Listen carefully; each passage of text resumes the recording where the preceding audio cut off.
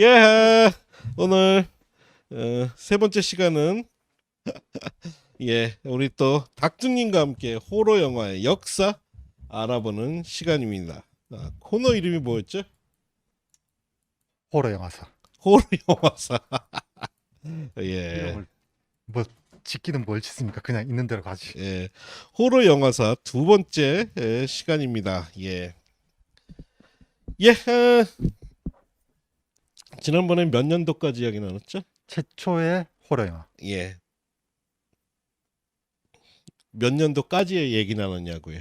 몇 년도까지가 아니라 예. 최초의 호러 영화에서 단편 호러, 예. 프랑켄슈타인과 장편, 프라의 학생. 첫 번째 영화가 1910년, 두 번째 영화가 1913년. 이상한데 1910년인가 20년까지 한 것 같은데.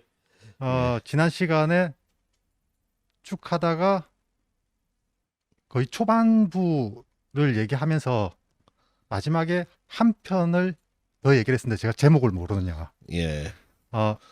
이 영화 항상 제가 헷갈리더라고요. 제목 그래서 알아왔어요? 네, 제목이 매니악이란 영화고 예.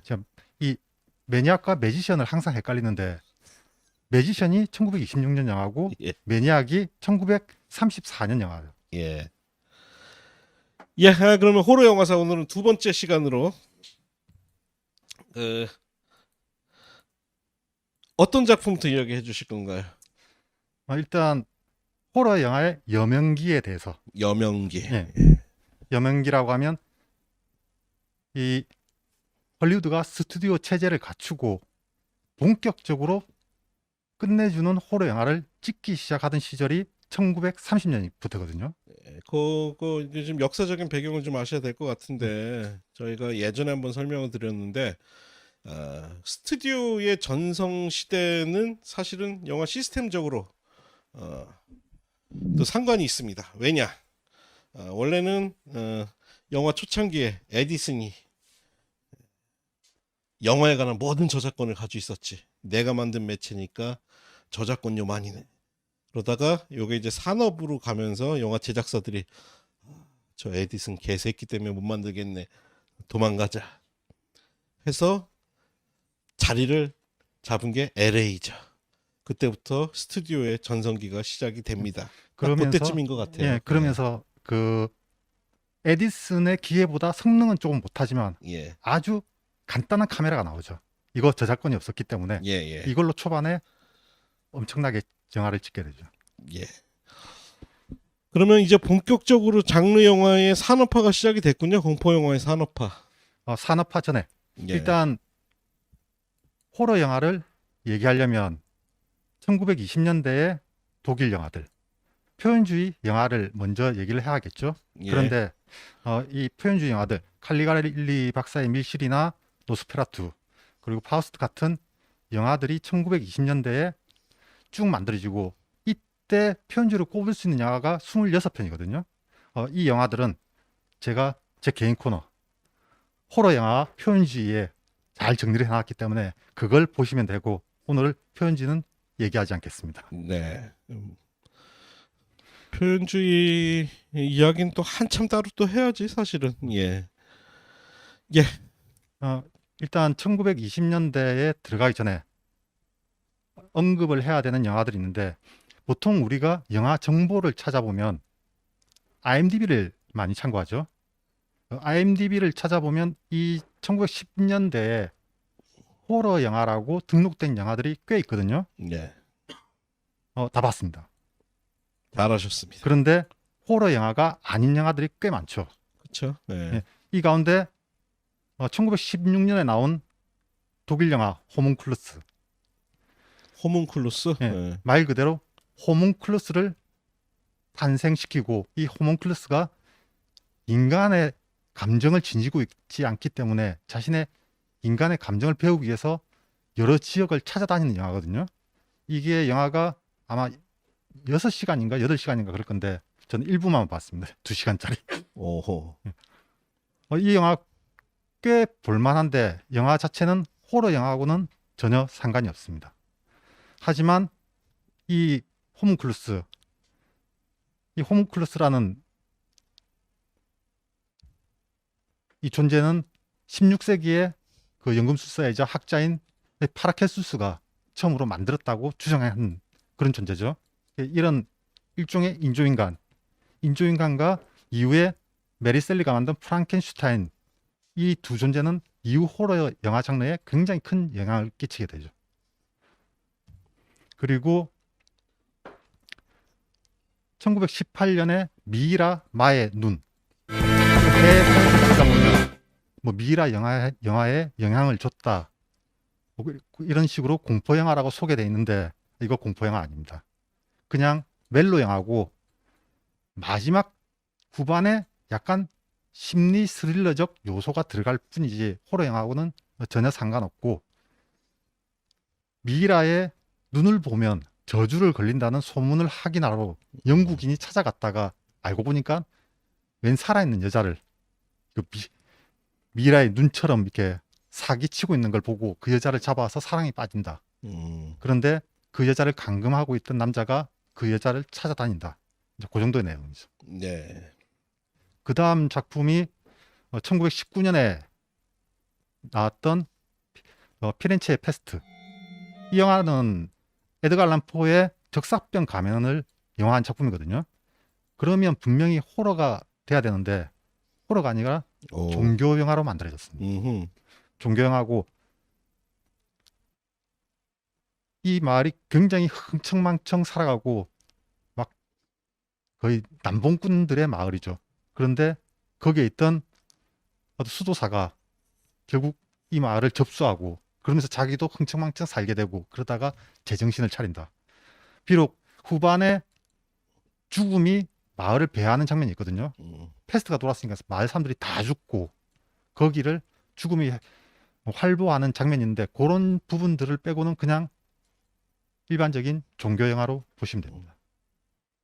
뭐 이외에도 21년 작품인 유령의 성이나 23년 작품인 경고하는 그림자 같은 영화들, 이 호러로 분류되어 있지만 이런 영화들도 다 호러 영화는 아닙니다. 예, 호러 영화사 말씀해 주시면서 호러 영화가 아닌 영화들만 이야기해 주고 계시네요. 예. 이거 그러니까 괜히 호러라고 소개돼 있어서 찾아볼 시간을 단축시켜 드리기 위해서 이 영화들 다 호러 아니니까 호러 영화를 보실 거면 안 보셔도 된다. 알겠습니다. 이 시기에 1910년대에 주목할 만한 작품이 하나 있죠. 최초의 이탈리아 호러 영화. 그렇죠. 1917년 작품인 사탄의 광시곡, 랩소디아 사타니카라는 작품이죠. 예, 그래서 뭐 일부에서는 뭐 마리오 바바가 이탈리아 공포 영화를 막 표현을 쓰신데 그거는 이제 뭐라 그럴까 그냥 일종의 수식이 온 거지 정확히 역사를 따지면 그렇진 않아요. 예. 그래서 이탈리아 영화사를 보면 현대 호러를 만들었다고 나와 있습니다. 예. 그러니까 이전에도 호러 작품들이 있던 거죠. 그렇죠. 그리고 이 1917년작이 최초의 호러 영화인데 이 늙어 죽기만을 기다리던 여주인공이 이 여주인공 앞에 어느 날 메피스토펠레스 같은 악마가 등장을 합니다. 너한테 젊음을 줄게. 대신에 조건이 있다. 젊음을 받으면 넌 사랑을 잃어버리게 된다. 그러자 이 여주인공은 당연히 땡큐죠. 그래서 굉장히 젊어져서 사람들을 만나게 되는데 사랑을 잃어버린다고요? 예, 사랑의 감정을 잃어버리는 거죠. 사랑의 감정을 잊어버려도 섹스는 할 수 있지 않나요? 뭐 그렇죠. 그러면 그렇겠죠. 택할 만하네. 머릿속에 온통 S만 들어있어가지고 예. 이 주인공이 젊어진 이후에 파티도 하고 굉장히 행복한 나날을 보내게 되는데 이 주인공을 사랑하는 남자가 있죠. 결국 사랑이 이루어지지 않은 걸 좌절해서 자살을 하고 맙니다. 그러니까 이 여주인공도 충격을 받아가지고 야, 내 젊음 다시 가져가라. 그리고 결국 이 악마가 주인공의 영혼을 차지한다는 내용인데 이 영화에 굉장히 인상적인 장면이 하나 있습니다. 그 첫 번째가 자막이 나오는데 저는 그 마이클 소아비의 1994년 영화 델라모르테 델라모르가 이 영화에 굉장히 영향을 받았지 않을까 생각하거든요. 그 자막에 델 아모레 델라모르테라고 나온 다음에 영상이 하나 나옵니다. 그 주인공이 면사포를 뒤집어 쓰는 장면이 있는데 이 장면 꽤 길거든요. 요 장면하고 델라모르테 델라모르에서 그렇죠. 여주인공이 면사포를 뒤집어 쓰고 일어나는 그러네. 장면 예. 굉장히 유사합니다. 맞네요. 이게 예. 딱 봐도 타이틀부터 그렇고 델라모르테 델라모레가 이 영화에 대한 오마주를 바친 게 확실하네요. 예. 예. 역시 아는 게 많으니까 이런 것도 발견을 아는 게 많진 않고 본 게 많으니까 이런 것도 발견하네요. 많이 보다 보니까 예. 훌륭합니다. 어, 말씀드린 델라모레는 바로 세미트리맨, 한국에선 세미트리맨으로 알려진 그 영화입니다. 굉장히 훌륭한 코믹 좀비 영화로 알려져 있죠. 굉장히 철학적인 작품입니다. 델라모르테 델라모레 델라모레. 그러면 죽음과 사랑. 그렇죠. 예. 다음으로 언급할 영화는 1919년작인 귀괴한 이야기. 우나인리 게슈트 대충 이렇게 발음하죠. 그 원어로 꼭 발음하셔야 돼요. 예. 좋지도 않은데 한국어 발음도 안 되는데. 예. 안 되는 발음을 두 개 연속하면 예. 마치 잘 된 것처럼 들릴 수가 있거든요. 예. 지금 화면에 나오고 있네요. 이 영화인가요? 예. 예. 이 영화는 호러 영화 최초의 엔솔로지 혹은 엔솔로지? 옴니버스 영화입니다. 그렇군요. 예. 총 5편으로 구성되어 있고 영화 전체를 이제 지배하는 이야기는 고서점에 그림이 걸려 있거든요. 악마, 죽음, 창녀 이 세 명이 밤에 고서점에서 밖으로 나와서 책을 보면서 이야기를 하는 내용이 이 엔솔로지를 구성하고 있습니다. 첫 번째 이야기가 유령, 두 번째 이야기가 손, 세 번째가 검은 고양이, 네 번째가 자살 클럽, 그리고 다섯 번째가 요괴인데 첫 번째 세 편이 되게 음산한 공포 스타일이고 네 번째는 공포와 범죄를 섞어 놨고 그리고 다섯 번째는 코믹 공포인데 이 코믹 공포 한 영상을 보십시오. 코믹한가요? 미스터 빈의 연기를 이 사람이 거의 그대로 하고 있습니다. 미스터 빈류의 연기들이 어디서부터 등장을 했는지 이 영화를 보면 확인할 수가 있습니다. 그리고 영화 꽤 재밌습니다. 네. 특히 첫 번째 이야기 같은 경우는 남편한테서 도망쳐 나온 여자하고 도망을 가거든요. 호텔을 갔는데 자고 일어났더니 그 여자가 자고 있는 방이 폐허고 그러니까 지금은 익숙한 이야기인데 당시로서는 꽤 섬뜩한 그런 이야기를 다루고 있습니다. 저거 같네요. 그 뭐죠? 일본의 그 유명한 그 뭐죠? 민담 있잖아요. 여러 번 공포 영화로 만들어졌던 그거 같네요. 꼭. 예.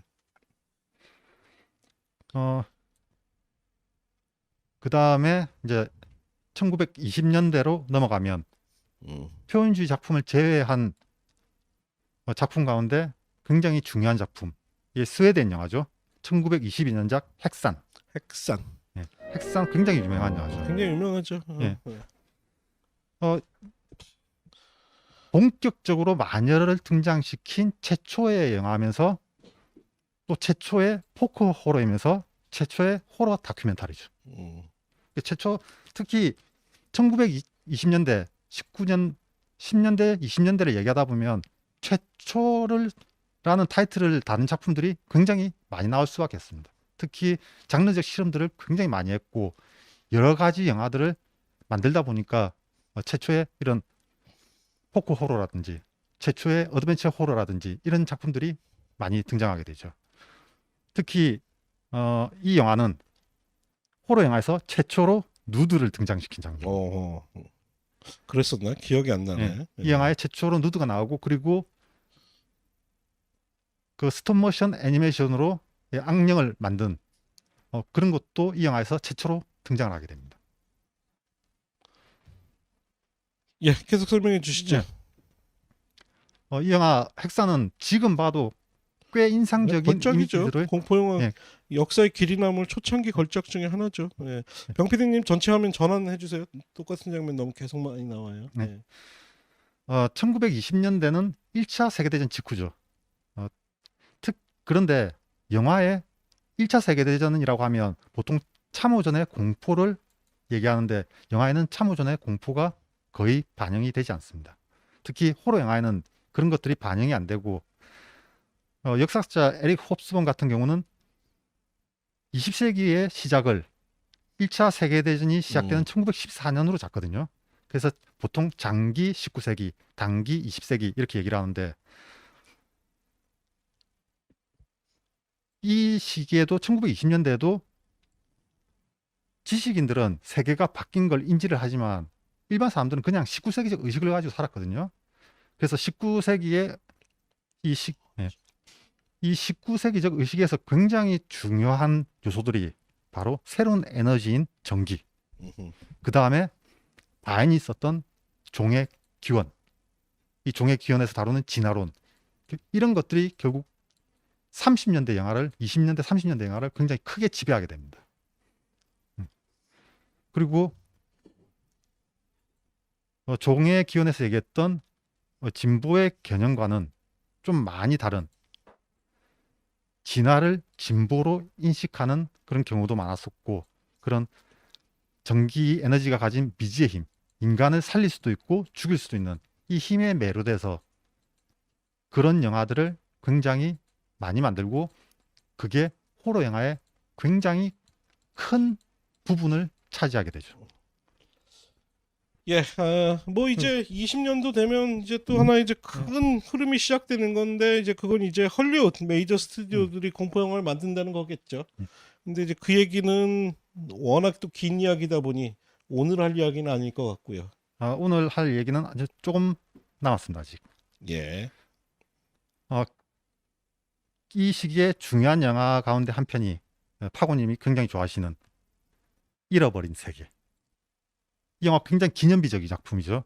특히 이 스톱모션 애니메이션의 장인인 그 레이 해리하우젠의 스승 윌리스 오브라이언이 오브라이언, 예. 진짜 지금 봐도 놀라울 정도의 테크닉을 활용해서 공룡 세계를 완벽하게 그려내고 있죠. 킹콩의 원전 같은 작품이죠. 예. 잃어버린 세계는 지금 봐도 영화 여전히 끝내줍니다. 예. 지금 안성환님이 대학교 교양 수업 같다고 말씀해 주셨는데 대학교 교양 수업 이렇게 하면 학생들이 승질냅니다. 학비 돌려달라고. 예. 이 헐리우드에서 발음이 안 되네. 할리우드에서 특수 효과 전담 부서가 생기는 게 1930년부터거든요. 그러니까 그 이전 1920년대는 전부 다 개인이 그냥 장인의 능력으로 손수 만들던 시절이었고 그 시절에 최고의 볼거리를 보여줬던 영화가 바로 잃어버린 이 세계, 이 영화라고 할 수 있습니다. 그리고 바로 다음해인 1926년에는 최초의 액션 어드벤처 호러 영화. 요즘 보면 여주인공이 납치되고 그 악당을 잡으러 가는 와중에 이상한 괴물들이 등장하고 그 악령적 요소도 등장하고 그러면서 뭐 아마존 밀림을 탐험한다든지 이집트를 탐험한다든지 그런 영화의 오리지널격인 영화가 등장하죠. 제목은 마술사, 더 매지션. 초창기 장르 영화, 그러니까 영화 역사의 초창기 장르 영화의 가장 큰 흐름이 두 가지인데요. 하나가 공포, 하나가 이제 액션이죠, 액션. 그러면서 이 시절에 그 무성 영화 시절에 전설적인 스타 액션 영화 히어로, 액션 히어로가 등장하기도 하죠. 예. 이 영화 주인공은 그 지난 시간에 최초의 호러 영화를 언급할 때 얘기했던 파울 베게너. 이분이 독일에서 활동하다가 할리우드에 넘어와서 여기서는 악당을 연기하죠. 악당 마술사를 연기하는데 여주인공을 납치한 이유가 호문클루스를 만들기 위해서. 예. 그리고 성공하기 직전에 결국 주인공에게 이 죽임을 당하는데 마지막 성이 폭발하는 장면은 이후에 그 1936년이었나 1935년이었나 프랑켄슈타인의 아들 그 마지막 장면에서 똑같이 인용할 정도로 이후에 굉장히 표준적인 영상을 만들어냅니다. 네, 지금 영상 화면에 네. 나오고 있네요. 아, 스펙타클하네 진짜. 예. 그리고 지금 이거 봐도. 예. 파울 베게너 이분 연기를 가만 보고 있으면 그 다크맨에서 로버트 G 듀란트를 연기했던 레이 드레이크 이 형님하고 굉장히 많이 닮았습니다. 예. 너무 사적인 개인적인 감상은 자제해 주시고요. 영화 사적으로 소개를 부탁드리겠습니다. 예. 1920년대를 언급하면 꼭 언급해야 될 배우가 한 명 있죠. 특히 호러 영화에서 천의 얼굴을 가진 배우라고 알려졌던 론 체니. 예. 아, 이분 초기 호러 영화에서 아마 연기로는 탑일 겁니다. 특히 범죄 영화인 페널티에서 양 다리가 없는 악당 두목을 연기하는데 아, 표정 연기가 진짜 장난이 아닙니다. 그리고 이분이 나왔던 1927년작 괴인 서커스단의 비밀. 여기서 팔이 없는 것처럼 행세하는 인물로 나오거든요. 예. 그래서 다리를 써서 담배를 붙이고 모든 걸 행동하는데 저때까지는 자기 팔이 있음에도 팔을 하도 안 쓰다 보니까 자기 팔이 있다는 것조차 잊어버리고 있는. 괴인 서커스단의 비밀이 아직 필름이 남아 있나? 이거 유실되지 않았나요? 아니요, 남아 있습니다. 그래요. 그 이제 이때부터 여러분들이 조금씩 이제 아실만한, 이제 들어보실만한 작품들이 나오는데요. 이 괴인 서커스단의 비밀은 그 토드 브라우닝 감독, 드라큘라를 만들었던 토드 브라우닝 감독의 또 다른 걸작 프릭스가 있죠. 근데 프릭스 이전에 나왔던 작품이고요. 원제는 언노운인데 이때만 해도 진짜 뭐랄까, 그 프릭쇼도 그렇지만 지금으로 표현하자면 저 뭐야, 핸디캡이죠. 일종의 신체 핸디캡인데 그걸 확실히 공포의 소재로 삼은 건 맞는 것 같은데, 그렇다고 그래서 이걸 볼거리로 만들진 않아. 프릭스도 보면 아시겠지만 토드 브라우닝 감독은 굉장히 괴상하면서도 대단한 감독이에요. 예. 그리고 특히 괴인 서커스단의 비밀 이 마지막 시퀀스 스포일러라서 말씀 안 드리겠지만 굉장히 충격적입니다. 네.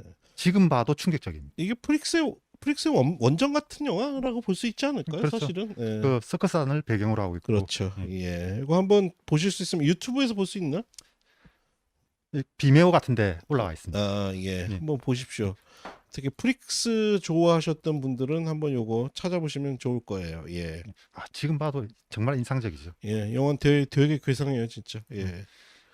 그리고 이 론체니가 그 다음에 1927년에 잔지바르 서쪽이라는 영화를 만들거든요. 이 영화는 극영화에서 잠지바르요? 잔지바르. 지바르. 잔지바르라고 예. 저쪽 아프리카 쪽에 섬이 하나 있습니다. 예. 그 서쪽에서 일어나는 일. 알고 있는데 농담한 겁니다. 예. 또 이상한 거 생겼죠. 예. 이 영화는 그 영화에서 최초의 포코 허러라고 할 수 있는 영화입니다. 요즘 포코호러에 꽂혀서 너무 포코호러 중심으로 소개하시는 거 아닌가요? 예. 그리고 1920년대에는 호러 영화가 그렇게 많지가 않습니다. 그 다음에 마지막으로 소개할 영화는 위대한 영화 감독이죠. 알프레드 히치콕의 하수긴. 그러니까 알프레드 히치콕이 진짜 오래된 감독이에요. 되게 오래된 감독이기도 하고 무성 영화 시절부터 거의 현대 영화에 이르기까지 대단한 감독이죠. 예. 하수긴에서 보면 특히 하숙집에 주인공이 등장하는 장면. 예. 딱 보는 순간 야, 이 새끼 범죄자구나. 정말 스산한 느낌이 화면을 가득 메우고. 이놈 새끼 봐라. 히치콕 감독님한테 지금 이 새끼라 그런 건가요? 무슨 이 새끼. 예. 그런 말을 안 했는데. 예. 알겠습니다. 인상적이죠. 그리고 예. 주인공.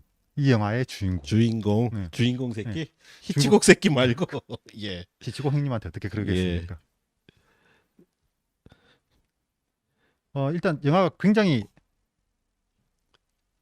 이 뭐랄까 좀 편집이 굉장히 좀 다이나믹하죠. 그리고 안개를 굉장히 적절히 사용해서 연쇄 살인마의 공포에 빠져 있는 런던의 분위기를 굉장히 효과적으로 음. 살리고 있는데 다만 아쉬운 것은 마지막 장면. 그 마지막 장면을 굉장히 찬양하는 분들이 꽤 많더라고요. 그런데 사실 이 장면은 마지막 장면이 이 사람이 주인공이 연쇄 살인마인 줄 알고 마을 주민들이 전부 다 추격하는 장면이거든요. 그런데 1925년에 나왔던 오페라의 유령 구도가 똑같습니다. 그런데 오페라의 유령이 훨씬 더 잘 만들었죠. 그 부분에서는 조금 아쉽다 그런 느낌이 들죠. 예, 아, 끝인가요? 일단 호러 영화의 여명기를 다루면서 1920년대 요 시기 영화들을 중점적으로 살펴봤는데 사실 여기서 아주 빼놓은 아주 중요한 작품들이 있죠. 바로 오페라의 유령 같은 유니버셜 영화들.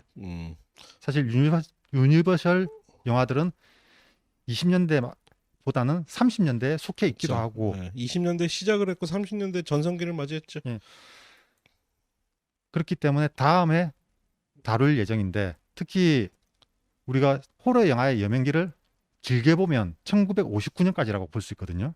이 시기에 호러 영화의 기본적인 틀 전체가 완성이 되고 그리고 나올 수 있는 모든 영화들은 다 나왔는데 이 시기에 대략 300여 편의 호러 영화가 만들어집니다.